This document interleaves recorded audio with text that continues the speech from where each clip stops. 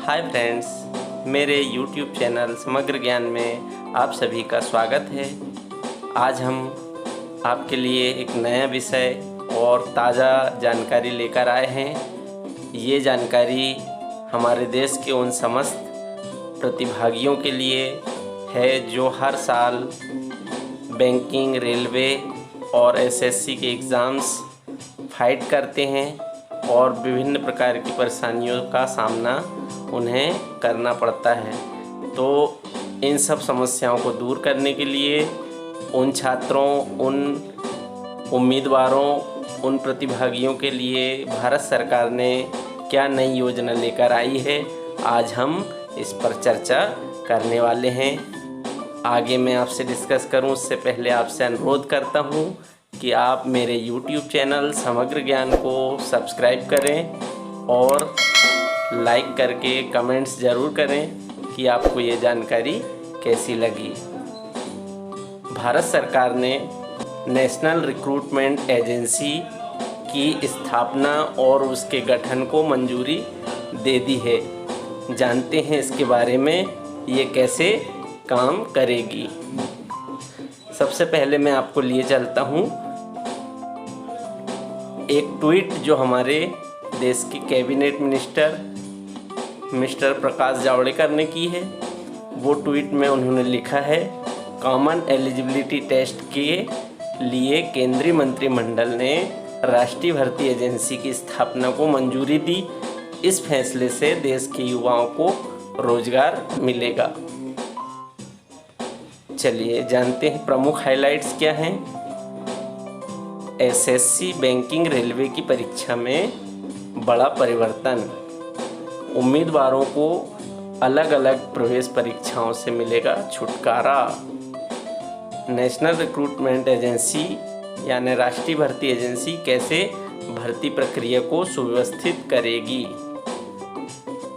क्या है common eligibility test, सामान्य पात्रता परीक्षा। प्रतियोगी परीक्षाओं को लेकर सरकार का क्या है बड़ा कदम। उम्मीदवारों को ज़रूरत नहीं है बार बार आवेदन करने की। प्रतियोगी परीक्षाओं के उम्मीदवारों के लिए क्या है खुशखबरी, आज हम इस वीडियो के माध्यम से जानेंगे। फ्रेंड्स, केंद्र सरकार की कैबिनेट ने पहले के सिस्टम को ख़त्म कर कॉमन एलिजिबिलिटी टेस्ट यानी सीईटी कराने के लिए 19/8/2020 को सरकारी नौकरियों के लिए परीक्षा आयोजित करने के लिए एक स्वतंत्र निकाय जिसे नेशनल रिक्रूटमेंट एजेंसी कहा गया है की स्थापना को मंजूरी दे दी है। फरवरी में वित्त मंत्री निर्मला सीतारमण द्वारा केंद्रीय बजट में एक आम पात्रता परीक्षा यानी कॉमन एलिजिबिलिटी टेस्ट सीईटी आयोजित करने के लिए इस तरह की एजेंसी की स्थापना की घोषणा की गई थी, यानी बजट में ही इसकी घोषणा कर दी गई थी। केंद्र भविष्य में सभी भर्तियों के लिए सीईटी स्कोर का उपयोग करने की परिकल्पना करता है। भविष्य में केंद्र सभी प्रकार की जो केंद्र की परीक्षाएं होंगी उसके लिए सीईटी से आने वाले स्कोर को उपयोग करने की परिकल्पना करती है, लेकिन फ़िलहाल में इसे अभी 3 क्षेत्रों में लागू किया जाएगा। केंद्र सरकार की ये एजेंसियां कौन कौन सी होंगी, रेलवे भर्ती बोर्ड, कर्मचारी चयन आयोग और बैंकिंग कार्मिक चयन को राष्ट्रीय भर्ती एजेंसी के तहत लाया जाएगा। मतलब अभी फ़िलहाल में रेलवे के एग्ज़ाम देने वाले, बैंकिंग के एग्ज़ाम देने वाले और एसएससी के एग्ज़ाम देने वाले छात्रों के लिए ये बहुत महत्वपूर्ण स्कीम कह सकते हैं। कॉमन एलिजिबिलिटी टेस्ट क्या है, आइए हम जानते हैं। सबसे पहले मन में प्रश्न यही उठता है, केंद्र सरकार से जुड़ी सरकारी नौकरियों में भर्ती के लिए होने वाली ऑनलाइन प्रारंभिक परीक्षा ही सीईटी कहलाएगी। यानी केंद्र सरकार की सभी भर्तियों के लिए होने वाली ऑनलाइन परीक्षा जो कि प्रारंभिक परीक्षा होगी उसे हम कॉमन एलिजिबिलिटी टेस्ट कहेंगे। नेशनल रिक्रूटमेंट एजेंसी की आवश्यकता क्यों है। अब तक उम्मीदवारों को अलग अलग परीक्षाएं देनी होती है जो केंद्र सरकार की नौकरियों के लिए विभिन्न एजेंसियों द्वारा आयोजित की जाती है। अब तक उम्मीदवारों को जैसे रेलवे के एग्ज़ाम देना है तो रेलवे का फॉर्म भरेगा, उसके परीक्षा केंद्र में जाएगा। एसएससी का देना है तो एसएससी के लिए जो प्रारंभिक परीक्षा होगी उसका केंद्र होगा, उसमें जाना होगा, उसके लिए अलग फीस देना होगा। लेकिन अब इन तीनों के लिए सीईटी देना होगा। Department of personal and training विभाग के सचिव सी चंद्रमौली के अनुसार केंद्र में हर साल औसतन 2.5 करोड़ से 3 करोड़ उम्मीदवार लगभग 1.25 लाख रिक्त पदों के लिए उपस्थित होते हैं। एनआरए एक सामान्य पात्रता परीक्षा आयोजित करेगा, मतलब कॉमन एलिजिबिलिटी टेस्ट आयोजित करेगा। कौन? एनआरए। और सीईटी के स्कोर के आधार पर उम्मीदवार संबंधित एजेंसी के साथ रिक्त पद के लिए आवेदन कर सकता है। यदि हमने सीईटी एग्ज़ाम दिया है तो उसका जो स्कोर कार्ड हमें मिलेगा वो कब तक के लिए मान्य होगा, ये जानते हैं। परिणाम की घोषणा से एक उम्मीदवार का सीईटी स्कोर 3 साल की अवधि के लिए वैध होगा। वैध स्कोर के सर्वश्रेष्ठ उम्मीदवार का वर्तमान स्कोर माना जाएगा, जबकि सीईटी में उपस्थित होने के लिए उम्मीदवार द्वारा किए जाने वाले प्रयासों की संख्या पर कोई प्रतिबंध नहीं होगा, अर्थात कि वो बार बार इस एग्ज़ाम को दे सकता है जब तक उसकी अधिकतम आयु सीमा उस एग्ज़ाम के लिए एंड नहीं हो जाती है। हालांकि अधिकतम आयु सीमा में छूट अनुसूचित जाति, अनुसूचित जनजाति, अन्य पिछड़ा वर्ग और अन्य श्रेणियों के उम्मीदवारों को सरकार की मौजूदा नीति के अनुसार दी जाएगी।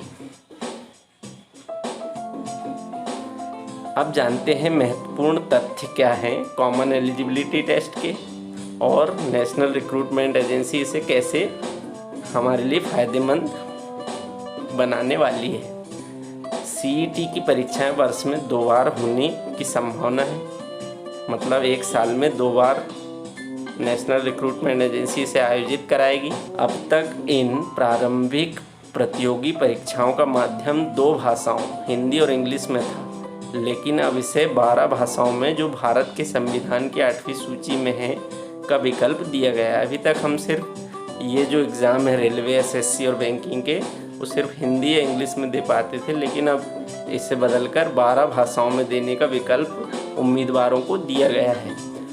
आगे इसे बढ़ाकर देश की 22 आधिकारिक भाषाओं का विकल्प रखा जा सकता है। मतलब आगे चल के इसमें देश की लगभग हर आधिकारिक भाषा का विकल्प रखा जा सकता है। पाठ्यक्रम एक ही होगा, पर अलग अलग पदों और लेवल के अनुसार प्रश्न पत्रों को तैयार किया जाएगा। ध्यान रखें, यह केवल प्रारंभिक परीक्षा होगी, इसके बाद मुख्य परीक्षा, फिर साक्षात्कार होगा, उसके बाद ही उम्मीदवार का चयन होगा। अब जानते हैं कि उम्मीदवारों को कॉमन एलिजिबिलिटी टेस्ट और नेशनल रिक्रूटमेंट एजेंसी के गठन से क्या फ़ायदे मिलेंगे। अलग अलग परीक्षाओं के लिए हर बार अलग अलग आवेदन फार्म नहीं भरने पड़ेंगे। अलग अलग परीक्षाओं के लिए अलग अलग परीक्षा केंद्र जाने का झंझट खत्म होगा। बार बार आने जाने की परेशानी से मुक्त होंगे। आने जाने के आर्थिक व्यय अर्थात पैसों की बचत होगी। मानसिक तनाव व शारीरिक थकान से भी छुटकारा मिलेगा। सरकारी खर्च भी कम होगा। क्या होता था, अलग अलग परीक्षाओं के लिए अलग अलग फार्म भरने में फीस भी, पैसे भी ज़्यादा लगते थे, आवागमन में भी पैसे ज़्यादा लगते थे।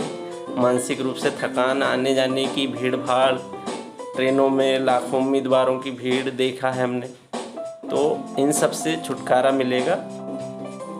और सरकार को भी इससे बार बार परीक्षा आयोजन नहीं करना पड़ेगा, जिससे सरकारी खर्च भी कम होगा। लंबी भर्ती प्रक्रिया से निजात मिलेगी, अर्थात उम्मीदवारों को नतीजों रिजल्ट का लंबा इंतज़ार नहीं करना पड़ेगा।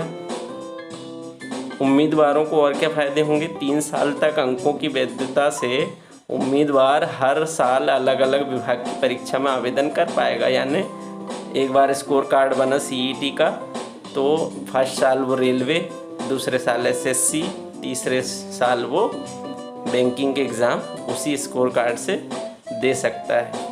उसका क्रम कुछ भी हो सकता है। अपने स्कोर को इम्प्रूव करने के लिए उम्र की अधिकतम सीमा ख़त्म होने से पहले चाहे जितनी बार भी वो इस परीक्षा को दे सकता है। महिला उम्मीदवारों को खास फ़ायदा होगा क्योंकि उन्हें आवागमन में बहुत ज़्यादा दिक्कतें होती थी, भीड़ भाड़ में कई मुसीबतों का सामना करना पड़ता था।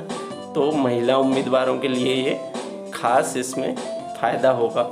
हर ज़िले में परीक्षा केंद्र होने से अन्य स्थानों पर आवागमन से भी काफ़ी बचत होगी। मतलब CET के जो परीक्षा केंद्र बनेंगे वो हर ज़िले में होंगे। सरकार के इस परिवर्तन के भविष्य की परिकल्पना के अनुसार इस परीक्षा के अंकों को राज्य सरकार, पब्लिक सेक्टर की कंपनियां और प्राइवेट सेक्टर की भर्तियों में भी उपयोग किया जा सकता है। दोस्तों, यहाँ पे मेरा वीडियो ख़त्म होता है। आप सभी का धन्यवाद।